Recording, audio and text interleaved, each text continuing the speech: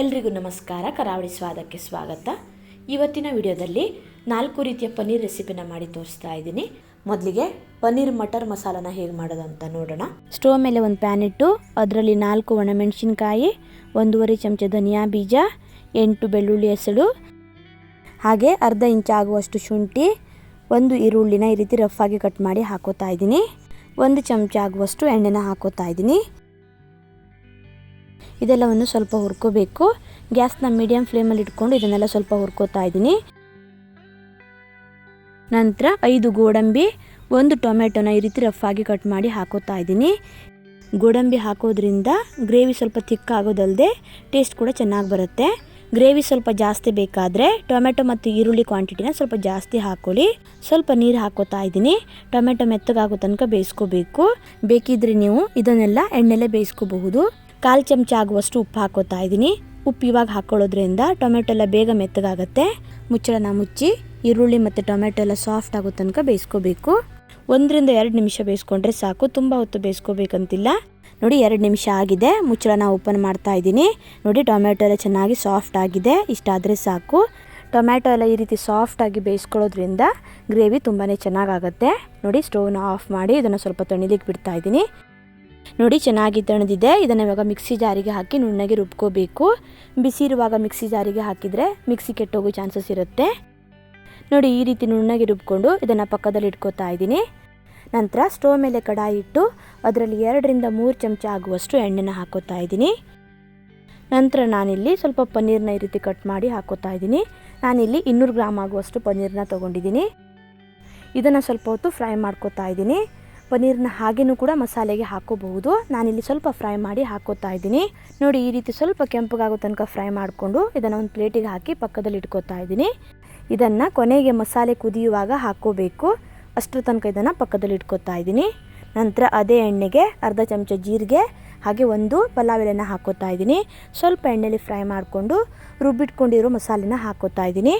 ನಾನು ಆಲ್ರೆಡಿ ರುಬ್ಲಿಕ್ಕೆ ಈರುಳ್ಳಿ ಹಾಕಿರೋದ್ರಿಂದ ಮತ್ತೆ ಈರುಳ್ಳಿ ಹಾಕ್ತಾ ಇಲ್ಲ. ಬೇಕಿದ್ರೆ ನೀವು ಈರುಳ್ಳಿನ ಚಿಕ್ಕದಾಗಿ ಕಟ್ ಮಾಡಿ ಹಾಕೋಬಹುದು. ನಂತರ 1/4 ಚಮಚ ಆಗುವಷ್ಟು ಅರಶಿನ ಪೌಡರ್ ಹಾಗೆ ಅರ್ಧ ಚಮಚ ಆಗುವಷ್ಟು ಚಿಲ್ಲಿ ಪೌಡರ್ನ ಹಾಕೋತಾ ಇದ್ದೀನಿ. ನಾನು ಬ್ಯಾಡಗಿ ಮೆಣಸಿನಕಾಯಿ ಯೂಸ್ ಮಾಡಿರೋದ್ರಿಂದ ಅದು ಖಾರ ಇರಲ್ಲ. ಹಾಗಾಗಿ ಅರ್ಧ ಚಮಚ ಆಗುವಷ್ಟು ಚಿಲ್ಲಿ ಪೌಡರ್ನ ಹಾಕ್ಕೊಂಡಿದ್ದೀನಿ. ಬೇಕಿದ್ರೆ ನೀವು ಹಸಿಮೆಣಸಿನಕಾಯಿನೂ ಕೂಡ ಹಾಕೋಬಹುದು. ಚೆನ್ನಾಗಿ ಒಂದ್ಸಲ ಮಿಕ್ಸ್ ಮಾಡಿ ಮುಚ್ಚಳನ ಮುಚ್ಚಿ 1 ರಿಂದ 2 ನಿಮಿಷದನ್ನ ಬೇಯಿಸ್ಕೊತಾ ಇದ್ದೀನಿ. ಮಸಾಲೆಯಲ್ಲಿ ಎಣ್ಣೆ ಎಲ್ಲ ಚೆನ್ನಾಗಿ ಬಿಟ್ಕೋಬೇಕು. ನೋಡಿ ಈ ರೀತಿ ಮಸಾಲೆಯಲ್ಲಿ ಎಣ್ಣೆ ಚೆನ್ನಾಗಿ ಬಿಟ್ಕೊಳ್ಳೋ ತನಕ ಫ್ರೈ ಮಾಡ್ಕೊಳ್ಳೋದ್ರಿಂದ ಗ್ರೇವಿ ತುಂಬಾ ಟೇಸ್ಟಿಯಾಗಿ ಬರುತ್ತೆ.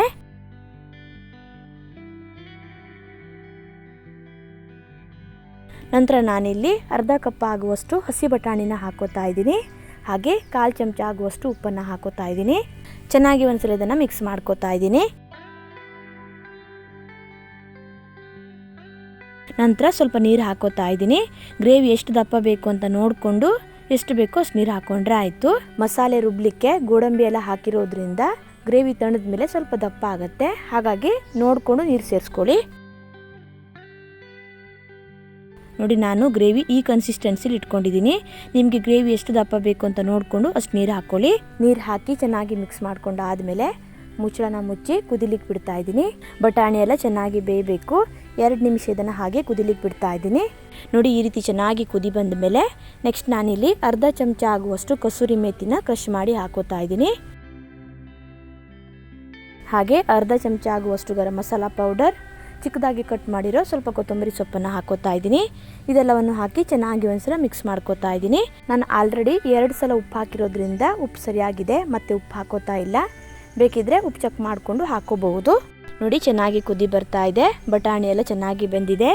ನಂತರ ನಾನಿಲ್ಲಿ ಫ್ರೈ ಮಾಡಿ ಇಟ್ಕೊಂಡಿರೋ ಪನ್ನೀರನ್ನ ಹಾಕೋತಾ ಇದ್ದೀನಿ. ನೋಡಿ ಈ ರೀತಿ ಪನ್ನೀರನ್ನ ಕೊನೆಗೆ ಹಾಕೋಬೇಕು.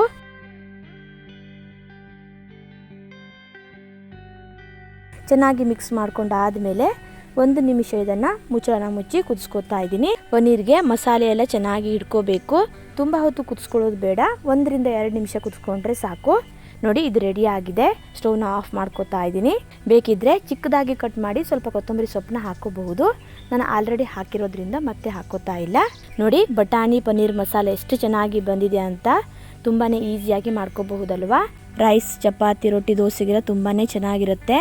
ಅದು ಅಲ್ಲದೆ ಘೀ ರೈಸ್ ಮತ್ತು ಜೀರಾ ರೈಸ್ಗೂ ತುಂಬಾ ಚೆನ್ನಾಗಾಗತ್ತೆ. ನಾನಿವಾಗ ಸರ್ವ್ ಮಾಡಿ ತೋರಿಸ್ತಾ ಇದ್ದೀನಿ. ಮೊಸರು ತೆಂಗಿನಕಾಯಿ ಏನು ಹಾಕದೆ ನೋಡಿ ಈ ರೀತಿ ಈಸಿಯಾಗಿ ಗ್ರೇವಿನ ಮಾಡ್ಕೋಬಹುದು. ಪನ್ನೀರ್ ಮಟರ್ ಮಸಾಲಾನ ಹೇಗೆ ಮಾಡೋದಂತ ನೋಡಿದ್ರಲ್ವಾ. ನೆಕ್ಸ್ಟ್ ತುಂಬಾನೇ ಈಸಿಯಾಗಿ ಕೇವಲ 5 ನಿಮಿಷದಲ್ಲಿ ಪನ್ನೀರ್ ಪೆಪ್ಪರ್ ಡ್ರೈನ ಹೇಗೆ ಮಾಡೋದು ಅಂತ ತೋರಿಸ್ಕೊಡ್ತಾ ಇದ್ದೀನಿ. ಬನ್ನಿ ಮಾಡುವ ವಿಧಾನ ನೋಡೋಣ. ಸ್ಟವ್ ಮೇಲೆ ಒಂದು ಪ್ಯಾನ್ ಇಟ್ಟು ಅದರಲ್ಲಿ 1 ಚಮಚ ಆಗುವಷ್ಟು ಜೀರಿಗೆನ ಹಾಕೋತಾ ಇದ್ದೀನಿ. ಹಾಗೆ 1 ಚಮಚ ಆಗುವಷ್ಟು ಸೋಂಪು, 2 ಚಮಚ ಆಗುವಷ್ಟು ಧನಿಯಾ ಬೀಜನ ಹಾಕೋತಾ ಇದ್ದೀನಿ. ನಂತರ ಒಂದು ಸಣ್ಣ ಪೀಸ್ ಚಕ್ಕೆ, 2 ಲವಂಗ ಹಾಗೆ ಸ್ವಲ್ಪ ಚಕ್ರ ಮೊಗ್ಗನ್ನು ಹಾಕೋತಾ ಇದ್ದೀನಿ. ನಂತರ 1 ಚಮಚ ಆಗುವಷ್ಟು ಪೆಪ್ಪರ್ ಹಾಕೋತಾ ಇದ್ದೀನಿ. ಗ್ಯಾಸ್ನ ಲೋ ಫ್ಲೇಮಲ್ಲಿಟ್ಟು ಇದನ್ನೆಲ್ಲ ಹುರ್ಕೋಬೇಕು. 1-2 ನಿಮಿಷ ಇದನ್ನು ಸ್ವಲ್ಪ ಹುರ್ಕೊಂಡ್ರೆ ಸಾಕು. ಜಾಸ್ತಿ ಕಪ್ಪಗಾಗೋ ತನಕ ಹುರ್ಕೊಂಡ್ರೆ ಮಸಾಲ ಕಹಿ ಬರುತ್ತೆ. ನೋಡಿ ಈ ರೀತಿ ಸ್ವಲ್ಪ ಕಲರ್ ಚೇಂಜ್ ಆಗುವವರೆಗೆ ಇದನ್ನೆಲ್ಲ ಹುರ್ಕೊಂಡು ಒಂದು ಚಿಕ್ಕದಾಗಿರೋ ಮಿಕ್ಸಿ ಜಾರಿಗೆ ಹಾಕೋತಾ ಇದ್ದೀನಿ. ಇದನ್ನು ಇವಾಗ ತರ್ತರಿಯಾಗಿ ಪುಡಿ ಮಾಡ್ಕೋಬೇಕು. ನೋಡಿ ಈ ರೀತಿ ಸ್ವಲ್ಪ ತರ್ತರಿಯಾಗಿ ಪುಡಿ ಮಾಡ್ಕೊಂಡು ಇದನ್ನು ಪಕ್ಕದಲ್ಲಿ ಇಟ್ಕೋತಾ ಇದ್ದೀನಿ. ನಂತರ ಸ್ಟವ್ ಮೇಲೆ ಒಂದು ಪ್ಯಾನ್ ಇಟ್ಟು ಅದರಲ್ಲಿ 2 ಚಮಚ ಆಗುವಷ್ಟು ಎಣ್ಣೆನ ಹಾಕೋತಾ ಇದ್ದೀನಿ. ಹಾಗೆ ಸ್ವಲ್ಪ ಬೆಳ್ಳುಳ್ಳಿನ ಈ ರೀತಿ ಚಿಕ್ಕದಾಗಿ ಕಟ್ ಮಾಡಿ ಹಾಕ್ಕೊಂಡಿದ್ದೀನಿ. 1 ಚಮಚ ಆಗುವಷ್ಟು ಬೆಳ್ಳುಳ್ಳಿ ಇದೆ. ಇದನ್ನು ಸ್ವಲ್ಪ ಫ್ರೈ ಮಾಡಿಕೊಂಡು ನಂತರ ನಾನಿಲ್ಲಿ ಸ್ವಲ್ಪ ಕರಿಬೇವು ಮತ್ತು 2 ಹಸಿಮೆಣಸಿನ್ಕಾಯಿನ ಸೀಳಿ ಹಾಕ್ಕೊಂಡಿದ್ದೀನಿ. ಇದನ್ನು ಸಹ ಸ್ವಲ್ಪ ಹುರ್ಕೋಬೇಕು. ಖಾರ ಜಾಸ್ತಿ ಬೇಕಾದರೆ ಗ್ರೀನ್ ಚಿಲ್ಲಿನ ಸ್ವಲ್ಪ ಜಾಸ್ತಿ ಹಾಕೋಬಹುದು. ಪೆಪ್ಪರ್ ಸಹ ಖಾರ ಇರುತ್ತೆ, ನೋಡ್ಕೊಂಡು ಹಾಕ್ಕೊಳ್ಳಿ. ನಂತರ 1 ಈರುಳ್ಳಿನ ಚಿಕ್ಕದಾಗಿ ಕಟ್ ಮಾಡಿ ಹಾಕ್ಕೊಂಡಿದ್ದೀನಿ. ಈರುಳ್ಳಿನೂ ಸಹ ಸ್ವಲ್ಪ ಫ್ರೈ ಮಾಡ್ಕೋಬೇಕು. ಈರುಳ್ಳಿನ ಸ್ವಲ್ಪ ಕಲರ್ ಚೇಂಜ್ ಆಗೋವರೆಗೆ ನೋಡಿ ಈ ರೀತಿ ಲೈಟಾಗಿ ಫ್ರೈ ಮಾಡ್ಕೋಬೇಕು. ನಂತರ 1 ಕ್ಯಾಪ್ಸಿಕಮ್ನ ಈ ರೀತಿ ಸ್ವಲ್ಪ ದೊಡ್ಡದಾಗಿ ಕಟ್ ಮಾಡಿ ಹಾಕ್ಕೊಂಡಿದ್ದೀನಿ. ಇದನ್ನು ಸಹ ಎಣ್ಣೆಯಲ್ಲಿ ಸ್ವಲ್ಪ ಫ್ರೈ ಮಾಡ್ಕೋಬೇಕು.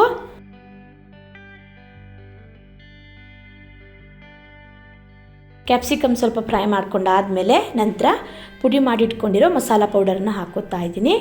ನಂತರ 1/4 ಚಮಚ ಆಗುವಷ್ಟು ಅರಿಶಿನ ಪೌಡರನ್ನು ಸಹ ಹಾಕೋತಾ ಇದ್ದೀನಿ. ಇದೆಲ್ಲವನ್ನು ಹಾಕಿ ಚೆನ್ನಾಗಿ ಇದನ್ನು ಮಿಕ್ಸ್ ಮಾಡ್ಕೋಬೇಕು. ನಿಮಗೆ ಮಸಾಲೆ ಸ್ವಲ್ಪ ಕಡಿಮೆ ಬೇಕು ಅಂದರೆ 2-3 ಚಮಚ ಆಗುವಷ್ಟು ಹಾಕೋಬಹುದು. ನಾನಿಲ್ಲಿ ಮಾಡಿಟ್ಕೊಂಡಿರೋ ಎಲ್ಲ ಪುಡಿನೂ ಹಾಕ್ಕೊಂಡಿದ್ದೀನಿ. ನಂತರ 1/2 ಚಮಚ ಆಗುವಷ್ಟು ಉಪ್ಪು ಹಾಕೋತಾ ಇದ್ದೀನಿ. ಉಪ್ಪು ಹಾಕಿ ಚೆನ್ನಾಗಿ ಇದನ್ನೆಲ್ಲ ಮಿಕ್ಸ್ ಮಾಡ್ಕೋಬೇಕು. ನಂತರ ನಾನಿಲ್ಲಿ ಪನ್ನೀರ್ ಹಾಕೋತಾ ಇದ್ದೀನಿ. ನಾನಿಲ್ಲಿ 250 ಗ್ರಾಮ್ ಆಗುವಷ್ಟು ಪನ್ನೀರನ್ನು ಹಾಕ್ಕೊಂಡಿದ್ದೀನಿ. ಪನ್ನೀರ್ ಹಾಕಿ ಚೆನ್ನಾಗಿ ಇದನ್ನು ಮಿಕ್ಸ್ ಮಾಡ್ಕೋಬೇಕು. ಗ್ಯಾಸ್ನ ಮೀಡಿಯಮ್ ಫ್ಲೇಮಲ್ಲಿ ಇಟ್ಕೊಂಡು ಮಿಕ್ಸ್ ಮಾಡ್ಕೋತಾ ಇದ್ದೀನಿ. ಮಸಾಲೆ ಎಲ್ಲ ಪನ್ನೀರ್ಗೆ ಚೆನ್ನಾಗಿ ಇಟ್ಕೋಬೇಕು. ಆ ರೀತಿ ಚೆನ್ನಾಗಿ ಇದನ್ನು ಮಿಕ್ಸ್ ಮಾಡ್ಕೊಳ್ಳಿ. ಉಪ್ಪೇನಾದರೂ ಬೇಕಿದ್ರೆ ಹಾಕೋಬಹುದು. ನಾನು ಹಾಕಿರೋ ಉಪ್ಪು ಸರಿಯಾಗಿರೋದ್ರಿಂದ ಮತ್ತೆ ಉಪ್ಪು ಹಾಕ್ತಾ ಇಲ್ಲ. ನಂತರ ಚಿಕ್ಕದಾಗಿ ಕಟ್ ಮಾಡಿರೋ ಸ್ವಲ್ಪ ಕೊತ್ತಂಬರಿ ಸೊಪ್ಪನ್ನು ಹಾಕೋತಾ ಇದ್ದೀನಿ. ಕೊತ್ತಂಬರಿ ಸೊಪ್ಪು ಹಾಕಿ ಚೆನ್ನಾಗಿ ಇದನ್ನು ಮಿಕ್ಸ್ ಮಾಡ್ಕೋಬೇಕು. ನೋಡಿ ತುಂಬಾ ಈಸಿಯಾಗಿ ಕೇವಲ 5 ನಿಮಿಷದಲ್ಲಿ ಈ ರೀತಿ ಪನ್ನೀರ್ ಪೆಪ್ಪರ್ ಡ್ರೈನ ಮಾಡ್ಕೋಬಹುದು. ತಿನ್ನಲಿಕ್ಕೂ ಅಷ್ಟೇ ತುಂಬಾ ಚೆನ್ನಾಗಾಗತ್ತೆ. ನೋಡಿ ಪನ್ನೀರ್ ಪೆಪ್ಪರ್ ಡ್ರೈ ರೆಡಿಯಾಗಿದೆ. ನಾನಿವಾಗ ಸರ್ವ್ ಮಾಡಿ ತೋರಿಸ್ತಾ ಇದ್ದೀನಿ. ತಿನ್ನಲಿಕ್ಕೆ ಸ್ಪೈಸಿಯಾಗಿ ತುಂಬಾ ಚೆನ್ನಾಗಾಗತ್ತೆ. ಪನ್ನೀರ್ ಪೆಪ್ಪರ್ ಡ್ರೈ ಹೇಗೆ ಮಾಡೋದಂತ ನೋಡಿದ್ರಲ್ವ. ನೆಕ್ಸ್ಟ್ ಕೇವಲ 10-15 ನಿಮಿಷದಲ್ಲಿ ಪನ್ನೀರ್ ಬಿರಿಯಾನಿ ಯಾವ ರೀತಿ ಮಾಡೋದಂತ ತೋರಿಸ್ಕೊಡ್ತಾ ಇದ್ದೀನಿ. ತುಂಬಾ ರುಚಿಯಾಗಿ ಬರುತ್ತೆ. ಲಂಚ್ ಬಾಕ್ಸಿಗೂ ಸೂಪರ್ ಆಗಿರುತ್ತೆ. ಬನ್ನಿ ಮಾಡುವ ವಿಧಾನ ನೋಡೋಣ. ಮೊದಲಿಗೆ ಮಸಾಲೆನ ರುಬ್ಕೋಬೇಕು. ಒಂದು ಮಿಕ್ಸಿ ಜಾರ್ ತೊಗೊಂಡು ಸ್ವಲ್ಪ ಪುದೀನ ಸೊಪ್ಪು ಹಾಗೆ ಸ್ವಲ್ಪ ಕೊತ್ತಂಬರಿ ಸೊಪ್ಪನ್ನು ಹಾಕೋತಾ ಇದ್ದೀನಿ. ನಂತರ ಒಂದು ಸಣ್ಣ ಗಾತ್ರದ ಬೆಳ್ಳುಳ್ಳಿ ಗಡ್ಡೆನ ಸಿಪ್ಪೆ ತೆಗೆದು ಹಾಕ್ಕೊಂಡಿದ್ದೀನಿ. 1 ಇಂಚ್ ಆಗುವಷ್ಟು ಶುಂಠಿ, 1/4 ಚಮಚ ಆಗುವಷ್ಟು ಸೋಂಪು ಹಾಗೆ 2-3 ಚಮಚ ಆಗುವಷ್ಟು ಮೊಸರು ಹಾಕೋತಾ ಇದ್ದೀನಿ. ರುಬ್ಲಿಕ್ಕೆ ಬೇಕಿದ್ದರೆ ಸ್ವಲ್ಪ ನೀರು ಹಾಕ್ಕೊಂಡು ನುಣ್ಣಗೆ ಇದನ್ನು ಪೇಸ್ಟ್ ಮಾಡ್ಕೋಬೇಕು. ನೋಡಿ ಈ ರೀತಿ ನೈಸಾಗಿ ಪೇಸ್ಟ್ ಮಾಡಿಕೊಂಡು ಇದನ್ನು ಇವಾಗ ಪಕ್ಕಕ್ಕೆ ತಿಟ್ಕೋತಾ ಇದ್ದೀನಿ. ನಂತರ ಸ್ಟವ್ ಮೇಲೆ ಒಂದು ಪ್ಯಾನ್ ಇಟ್ಟು ಸ್ವಲ್ಪ ಎಣ್ಣೆ ಹಾಕೋತಾ ಇದ್ದೀನಿ. ಎಣ್ಣೆ ಸ್ವಲ್ಪ ಬಿಸಿ ಆದಮೇಲೆ ಪನ್ನೀರ್ನ ನೋಡಿ ಈ ರೀತಿ ಚಿಕ್ಕ ಚಿಕ್ಕ ಪೀಸ್ಗಳಾಗಿ ಕಟ್ ಮಾಡ್ಕೊಂಡು ಹಾಕ್ಕೊಂಡಿದ್ದೀನಿ. ಇದನ್ನು ಇವಾಗ ಸ್ವಲ್ಪ ಕೆಂಪಗಾಗೋ ತನಕ ಚೆನ್ನಾಗಿ ಫ್ರೈ ಮಾಡ್ಕೋಬೇಕು. ಪನ್ನೀರ್ನ ಹಾಗೆ ಹಾಕೋ ಬದಲು ಈ ರೀತಿ ಸ್ವಲ್ಪ ಫ್ರೈ ಮಾಡಿ ಹಾಕೋದ್ರಿಂದ ತಿನ್ನಲಿಕ್ಕೆ ತುಂಬಾ ಚೆನ್ನಾಗಾಗತ್ತೆ. ನಾನಿಲ್ಲಿ 200 ಗ್ರಾಮ್ ಆಗುವಷ್ಟು ಪನ್ನೀರ್ ಹಾಕ್ಕೊಂಡಿದ್ದೀನಿ. ನೀವು ಬೇಕಿದ್ದರೆ ಸ್ವಲ್ಪ ಜಾಸ್ತಿ ಕೂಡ ಹಾಕೋಬಹುದು. ಗ್ಯಾಸ್ನ ಮಧ್ಯಮ ಉರಿಯಲ್ಲಿ ಇಟ್ಕೊಂಡು ಸ್ವಲ್ಪ ಕೆಂಪಗಾಗೋ ತನಕ ಚೆನ್ನಾಗಿ ಇದನ್ನು ಫ್ರೈ ಮಾಡ್ಕೊಳ್ಳಿ. ನೋಡಿ ಈ ರೀತಿ ಸ್ವಲ್ಪ ಕೆಂಪಗಾದ್ಮೇಲೆ ಇದನ್ನು ತೆಗೆದು ಇವಾಗ ಒಂದು ಪ್ಲೇಟಿಗೆ ಹಾಕಿ ಪಕ್ಕದಲ್ಲಿ ಎತ್ತಿಟ್ಕೊತಾ ಇದ್ದೀನಿ. ನಂತರ ಸ್ಟವ್ ಮೇಲೆ ಕುಕ್ಕರ್ ಇಟ್ಟು 3 ಚಮಚ ಆಗುವಷ್ಟು ಎಣ್ಣೆ ಹಾಕಿ ಎಣ್ಣೆ ಬಿಸಿ ಆದಮೇಲೆ ಜಾವಿತ್ರಿ, 1/2 ಚಮಚ ಜೀರಿಗೆ, ಚಕ್ಕೆ, ಲವಂಗ, ಏಲಕ್ಕಿ, ಕಲ್ಲು ಹೂವು ಹಾಗೆ 1/2 ಚಮಚ ಆಗುವಷ್ಟು ಜೀರಿಗೆ ಹಾಕ್ಕೊಂಡಿದ್ದೀನಿ. ಜೊತೆಗೆ ನಾನಿಲ್ಲಿ ಒಂದು 8-10 ಆಗುವಷ್ಟು ಗೋಡಂಬಿ ಹಾಕೋತಾ ಇದ್ದೀನಿ. ಇದ್ರೆ ಹಾಕ್ಕೊಳ್ಳಿ, ಹಾಕೋದ್ರಿಂದ ಚೆನ್ನಾಗಿರುತ್ತೆ. ಗೋಡಂಬಿ ಸ್ವಲ್ಪ ಕೆಂಪಗಾಗೋ ತನಕ ಫ್ರೈ ಮಾಡಿಕೊಂಡು ನಂತರ ಇದಕ್ಕೆ 2 ಮೀಡಿಯಂ ಸೈಜ್ ಈರುಳ್ಳಿನ ಈ ರೀತಿ ಉದ್ದುದ ಕಟ್ ಮಾಡಿ ಹಾಕ್ಕೊಂಡಿದ್ದೀನಿ. ಜೊತೆಗೆ ಖಾರಕ್ಕೆ 1-2 ಹಸಿಮೆಣಸಿನ್ಕಾಯಿನ ಸೀಳಿ ಹಾಕ್ಕೊಂಡಿದ್ದೀನಿ. ಖಾರ ನೋಡ್ಕೊಂಡು ಹಸಿಮೆಣಸಿನ್ಕಾಯಿನ ಸೇರಿಸ್ಕೊಳ್ಳಿ. ಇದೆಲ್ಲವನ್ನು ಹಾಕಿ ಗ್ಯಾಸ್ನ ಮಧ್ಯಮ ಉರಿಯಲ್ಲಿ ಇಟ್ಕೊಂಡು ಚೆನ್ನಾಗಿ ಇದನ್ನು ಫ್ರೈ ಮಾಡ್ಕೊಳ್ಳಿ. ಈರುಳ್ಳಿ ಸ್ವಲ್ಪ ಕೆಂಪಗಾಗೋ ತನಕ ನೋಡಿ ಈ ರೀತಿ ಫ್ರೈ ಮಾಡಿಕೊಂಡು ನಂತರ ಇದಕ್ಕೆ ಟೊಮೆಟೊ ಸೇರಿಸ್ಕೋಬೇಕು. ನಾನಿಲ್ಲಿ ಒಂದು ದೊಡ್ಡ ಸೈಜ್ ಟೊಮೆಟೊನ ಚಿಕ್ಕದಾಗಿ ಕಟ್ ಮಾಡಿ ಹಾಕ್ಕೊಂಡಿದ್ದೀನಿ. ಟೊಮೆಟೊ ಸ್ವಲ್ಪ ಮೆತ್ತಗಾಗೋ ತನಕ ಚೆನ್ನಾಗಿ ಇದನ್ನು ಫ್ರೈ ಮಾಡ್ಕೊಳ್ಳಿ. ಟೊಮೆಟೊ ಸ್ವಲ್ಪ ಮೆತ್ತಗಾಗೋ ತನಕ ಫ್ರೈ ಮಾಡಿಕೊಂಡು ನಂತರ ರುಬ್ಬಿಟ್ಕೊಂಡಿರೋ ಮಸಾಲೆನ ಹಾಕ್ಕೋಬೇಕು. ಅದೇ ಮಿಕ್ಸಿ ಜಾರಿಗೆ ಸ್ವಲ್ಪ ನೀರು ಸೇರಿಸ್ಕೊಂಡು ಆ ನೀರನ್ನು ಕೂಡ ಹಾಕ್ಕೋತಾ ಇದ್ದೀನಿ. ನಂತರ ಈ ಮಸಾಲೆನ ಚೆನ್ನಾಗಿ ಫ್ರೈ ಮಾಡ್ಕೋಬೇಕು. ಹಸಿ ವಾಸನೆ ಹೋಗೋ ತನಕ ಒಂದು 2-3 ನಿಮಿಷ ಈ ಮಸಾಲೆನ ಚೆನ್ನಾಗಿ ಫ್ರೈ ಮಾಡ್ಕೊಳ್ಳಿ. ನೋಡಿ ಮಸಾಲೆ ಕಲರ್ ಕೂಡ ಚೇಂಜ್ ಆಗಿದೆ. ಹಾಗೆ ಹಸಿ ವಾಸನೆ ಹೋಗೋ ತನಕ ಚೆನ್ನಾಗಿ ಇದನ್ನು ಫ್ರೈ ಮಾಡ್ಕೊಂಡಿದ್ದೀನಿ. ನಂತರ 1/4 ಕಪ್ ಆಗುವಷ್ಟು ಹಸಿ ಬಟಾಣಿ, 1/4 ಚಮಚ ಅರಿಶಿಣದ ಪುಡಿ, 1 ಚಮಚ ಧನಿಯಾ ಪುಡಿ, 1 ಚಮಚ ಖಾರದ ಪುಡಿ, ಹಾಗೆ ಒಂದು ಅರ್ಧ ಚಮಚ ಆಗುವಷ್ಟು ಗರಂ ಮಸಾಲ ಪೌಡರ್ನ ಹಾಕ್ಕೋತಾ ಇದ್ದೀನಿ. ಇದಿಷ್ಟನ್ನು ಹಾಕ್ಕೊಂಡು ಚೆನ್ನಾಗಿ ಇದನ್ನು ಮಿಕ್ಸ್ ಮಾಡಿಕೊಂಡು ಒಂದು 2 ನಿಮಿಷ ಈ ರೀತಿ ಚೆನ್ನಾಗಿ ಇದನ್ನು ಫ್ರೈ ಮಾಡ್ಕೊಳ್ಳಿ. ನಾನಿಲ್ಲಿ ಖಾರಕ್ಕೆ ಹಸಿಮೆಣಸಿನಕಾಯಿ ಮತ್ತು ಖಾರದ ಪುಡಿ ಎರಡನ್ನೂ ಹಾಕ್ಕೊಂಡಿದ್ದೀನಿ.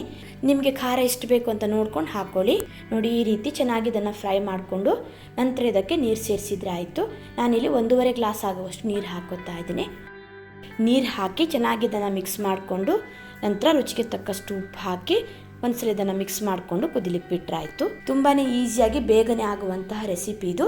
ಬೇಕಿದ್ರೆ ನೀವು ಇದಕ್ಕೆ ಕ್ಯಾರೆಟ್ ಅಥವಾ ಬೀನ್ಸ್ ಕೂಡ ಹಾಕೋಬಹುದು. ಉಪ್ಪು ಖಾರ ಏನಾದರೂ ಕಡಿಮೆ ಇದ್ದರೆ ಚೆಕ್ ಮಾಡ್ಕೊಂಡು ಇವಾಗಲೇ ಸೇರಿಸ್ಕೊಳ್ಳಿ. ನೋಡಿ ಈ ರೀತಿ ಚೆನ್ನಾಗಿ ಕುದಿ ಬರುವಾಗ ಅಕ್ಕಿ ಹಾಕ್ಕೊಂಡ್ರೆ ಆಯಿತು. 1 ಗ್ಲಾಸ್ ಆಗುವಷ್ಟು ಬಾಸ್ಮತಿ ಅಕ್ಕಿನ ಚೆನ್ನಾಗಿ ವಾಶ್ ಮಾಡಿ ಹಾಕ್ಕೊಂಡಿದ್ದೀನಿ. ನಾನಿಲ್ಲಿ ಬಾಸ್ಮತಿ ಅಕ್ಕಿ ಬಳಸ್ತಾ ಇರೋದ್ರಿಂದ 1 ಗ್ಲಾಸಿಗೆ 1.5 ಗ್ಲಾಸ್ ಆಗುವಷ್ಟು ನೀರು ಹಾಕ್ಕೊಂಡಿದ್ದೀನಿ.